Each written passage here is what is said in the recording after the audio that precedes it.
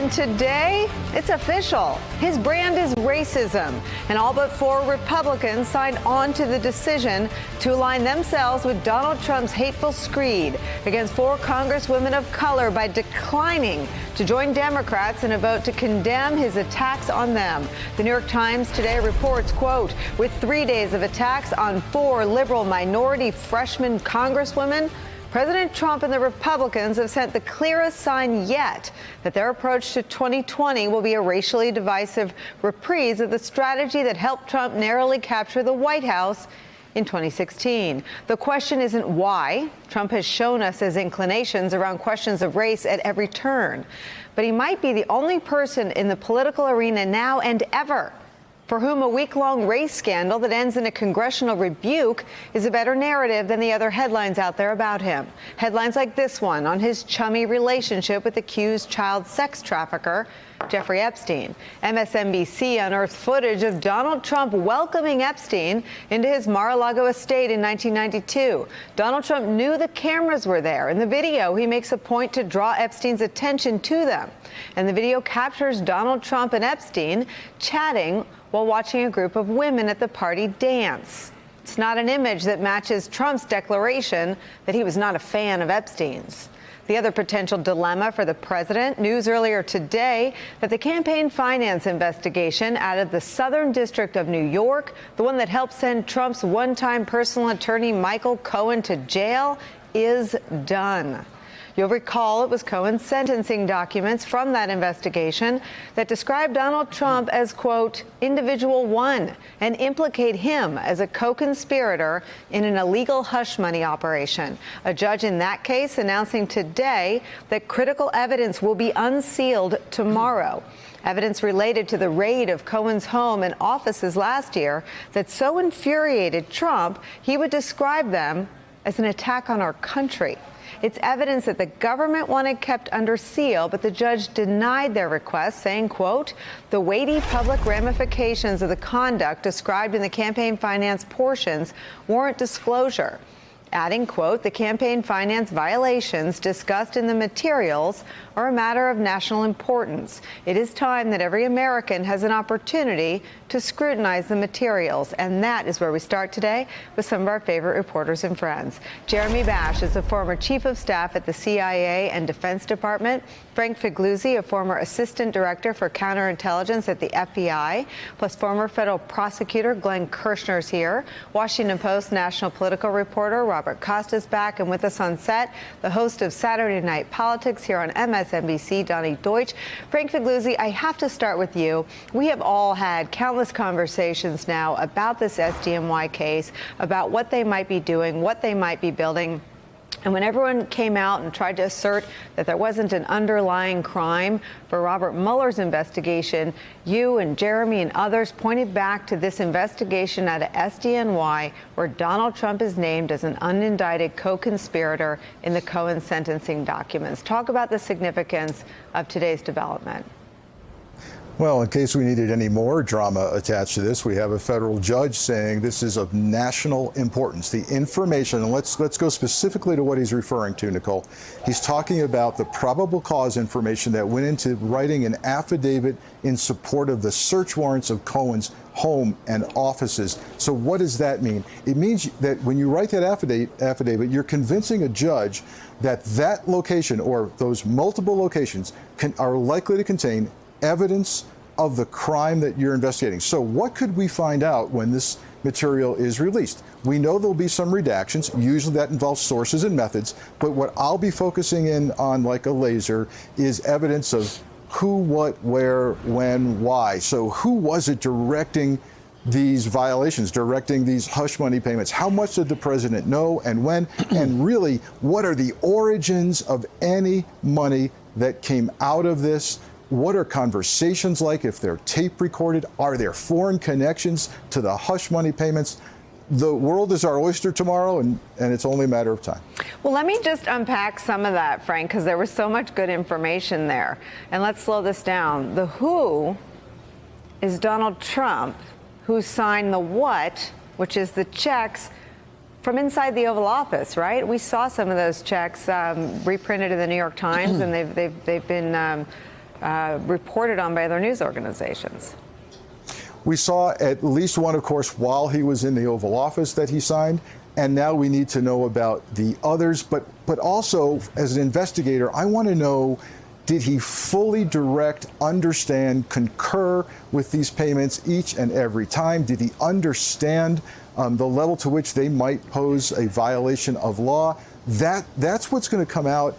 If I think this is where the judge is going, when he says there's national importance to releasing this material, that we need to see it, we need to know, that's what I'm thinking we're going to see, is connections to this president, and possibly even from the money coming from some foreign entity that actually is supporting the president. Glenn Kirshner, your thoughts on this development and what we might expect tomorrow? So, Nicole, I went back to Judge Pauley's order of today to see precisely what it was that the Southern District of New York prosecutors represented to him on this issue of whether these materials should be unsealed or remain sealed. And here's what he said that really caught my attention. He said, the government now represents that it has concluded the aspects of its investigation that justified the continued sealing of the portions of the materials relating to Cohen's campaign finance violations. Now, I think everybody reads that and hears that because the investigation is concluded, there will never be future charges brought. I think we need to pull those two things apart. Now, mind you, I'm not saying that this is an indication that there will be charges brought, but here's what I can tell you, Nicole. When prosecutors look at a case that potentially involves multiple conspirators, we have one overarching goal. We want to try to bring a case that charges all of those conspirators in one case to be tried in one trial. Why? Because you don't want to break it up, try 2 or 3 co-conspirators while the others wait in the wings and get a complete preview of your case and your evidence during the first trial. So what we know is that Michael Cohen is guilty of campaign finance violations. He did it at the urging and with the assistance and for the benefit of Donald Trump.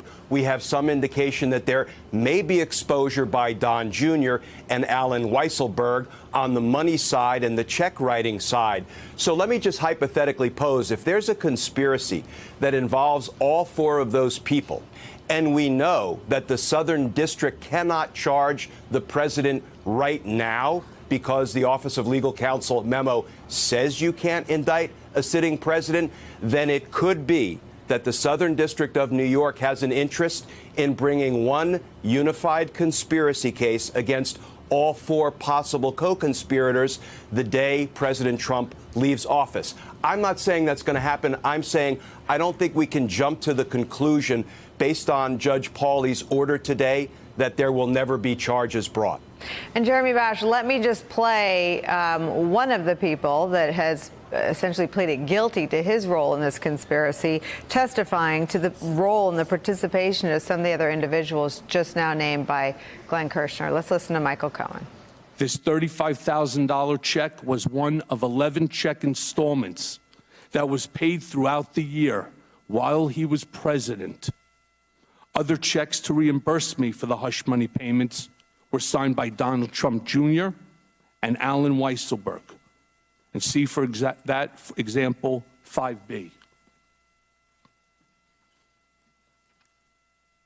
The President of the United States thus wrote a personal check for the payment of hush money as part of a criminal scheme to violate campaign finance laws. Jeremy. Well, Nicole, I think what's important here is that when the judge granted the authority of the prosecutors and the federal investigators access to Donald Trump's personal attorney, they had to satisfy themselves that that material would not be protected by the attorney-client privilege. They had to satisfy themselves that that information that was in the custody of Michael Cohen, his place of residence, his office, was so important to get at the underlying criminal case. And clearly the judge satisfied himself in that matter. And now what they're saying is that that aspect, that justification is complete, and now the information can be revealed publicly. I suspect what that likely means is that the initial information that federal investigators and prosecutors put forward was a clear tie between Michael Cohen and the President of the United States. and that bears on the president's legal exposure. It bears on issues that Congress might consider in analyzing high crimes and misdemeanors. It could also potentially mean aspects of whether or not the president could be charged in the future and whether or not the Justice Department relied on existing Justice Department policy. But I think this is a very significant step, and tomorrow we will know a lot more. Robert Costa, people close to the president always describe the anxiety around SDNY and Michael Cohen and these raids as a far graver embarrassment to Donald Trump in terms of revealing some of his least elegant personal conduct, if you will, and the far graver legal risk to the president in terms of his role here as an unindicted co-conspirator in the hush money scheme, and if some sort of conspiracy is charged when he leaves office. Your thoughts on this today? It does loom over them in terms of something that could come down the horizon. But when you talk to White House officials and Trump political advisors, they say that this is perhaps one of 10 to 20 items on the list that Congress and House Democrats are looking over in terms of the president's conduct that could be used to bring impeachment proceedings against him in the coming months. And they also believe the Justice Department, especially with Attorney General Bill Barr at the helm, is not going to in any way go against the Office of Legal Counsel guidelines. And so they feel that it is a threat potentially, but they're insulated politically. They're insulated, Donnie, legally likely as well. I think Robert Costa is exactly right. But what so enraged the president, I remember when the raids happened, he was in a national security meeting. So I believe there were generals in the Roosevelt room or the cabinet room, and described it as an attack on our nation. I mean, we don't need to guess how the president feels about the Cohen investigation, the Cohen prosecution, and this evidence. Yeah, let's wrap it in something a little bigger, and let's bring Bill Barr into this. Right before Bill Barr was appointed, the SDNY was already looking into the Trump organization. There were meetings about to be set up with various people within the Trump organization, and then suddenly those meetings never happened. Once Barr came in, all of a sudden nothing went forward. And I think Bill Barr's got to answer for that. And I think... To whom? Well, I think the American public. I think he's about to be held in contempt of Congress. Okay, he answers for a president. I mean, to whom? That's a great, sad question, isn't it? But the reality is right now, as long as Bill Barr is in that seat, I think it's limited what we can accomplish. Look, my friend is sitting in jail right now for a crime that he committed on the direction and for the benefit of the president, and hopefully one day the president will have to answer for that.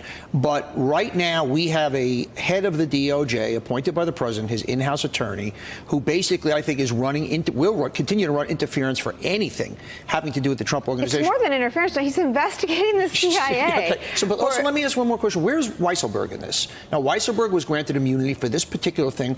Why isn't he doesn't fall under executive privilege? Why is Weisselberg not being called to Congress to ask about other things? This can't stop here. All right, you're all going to get a doubleheader because I want all your thoughts on Barr and the issues that Donnie raises, but I want to put the other story in the news out there, and these are the only two sort of toxic narratives that could make a play on racism make sense for Donald Trump. Jeffrey Epstein seen rubbing shoulders with Donald Trump while girls are dancing at Mar-a-Lago. Our colleague Mika Brzezinski narrated some of that. I think we have that. Do we have that? Let's watch. Trump is surrounded by women as music blares in the background. After a while, Trump goes to greet three new guests, among them the financier Jeffrey Epstein. More than a decade before his guilty plea on state prostitution charges. Later in the footage, Trump is seen talking to Epstein and another man as women are dancing in front of them. Trump alternates between dancing and pointing out women to Epstein and the other man and telling Epstein about the cameras. Though exactly what they say is difficult to understand as they discuss the women and their appearances, Trump gestures to one and appears to say to Epstein, "Look at her back there. She's hot." And then Trump says something else into Epstein's ear that makes him double over with laughter. Robert Costa, you were the one that stopped me in my tracks when you said on this show, I think about a week ago, that every journalist that covers this White House has to get to the bottom of what Trump's knowledge was of the nature of Epstein's conduct and when he became aware of what is clearly now criminality and real sexual deviance. What do you think when you see that tape? And do you think anyone at the White House is concerned about those images? They are concerned because it's a relationship the president does not want to talk about at all, publicly or privately, whenever he's asked about it in either circumstance. My sources say he dismisses it and says he had a falling out with Epstein and leaves it at that. But the footage reveals that they did have some kind of relationship within the culture of Palm Beach back in 1992 and throughout the mid and early 1990s. There are just so many questions that hang out there about why was Epstein at Mar-a-Lago, what was the extent of the relationship, and as reporters always say, are there other documents? This video tells us a little bit, but what was the extent of this financial relationship that fell apart about a decade ago, according to the president? It's a big reporting target. Everybody is working hard who's a nonpartisan reporter trying to find the facts, but a lot of facts still remain to be uncovered. And Donnie, I think that pursuit of the truth, as Bob's colleague Bob Woodward says, the truth emerges. The truth will emerge about the nature of that relationship. I think Bob and all his colleagues, every day from here until 2020, every presser, I don't care what it's about, should say to Mr. Trump, it's not good enough that he said, I broke off my relationship. And by the way, let's remind, this is a man who said, I was friends with him for 15 years. He likes women. He likes young women. I'll put it up. Let's quote him accurately. He said, quote, he's a lot of fun to be with. It's even said that he likes beautiful women as much as I do. And many of them are on the younger side. No doubt about it, Jeffrey enjoys his social life. So even that, I mean, to Bob Costa's point, in 2002, Trump had knowledge that Epstein liked women who were, quote, on the younger side. And here's my question. How many times did you see him? Was it one? Was it 100? Right. Was he at your house? Was he at your house? Have you met any other? Make him lie, because I will tell you one thing right now. As we are sitting here, Mr. Epstein is in a little box somewhere sitting, and Joyce Vance tweeted about this, with the SDNY, and they're saying to him, we want a complete cooperation agreement, which means anybody you know that did anything illegal. There are a lot of powerful men, I think, having sleepless nights right now as a result of Mr. Epstein, and I think Trump is one of them. But the press should force him at everything. Let him get angry. Let him stomp out. Let him do whatever. Keep putting him against the wall on this. Based on that alone, once again, we're not accusing Mr. Trump of everything, but his answer of just, I broke off my friendship with him is not good enough. What was that friendship? Frank Figliuzzi, you agree with that?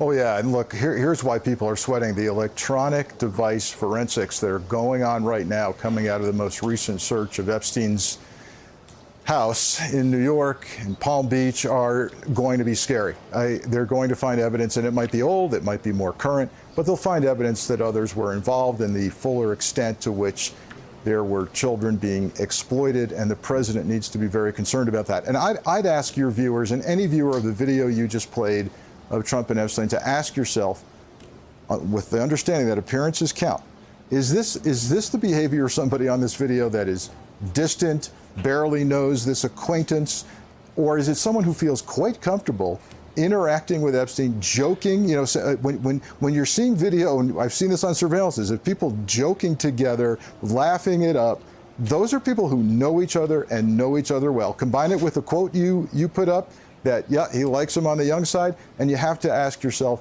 is this president knowledgeable about Epstein's illegal behavior with children? Jeremy Bosch, I want to ask you a culture question, because I think that the culture of Donald Trump's views on women, people say, well, Access Hollywood happened before the election. People knew what they were getting. They knew they were getting someone who believed that if you're famous, women let you do everything. You can grab them in the bleep.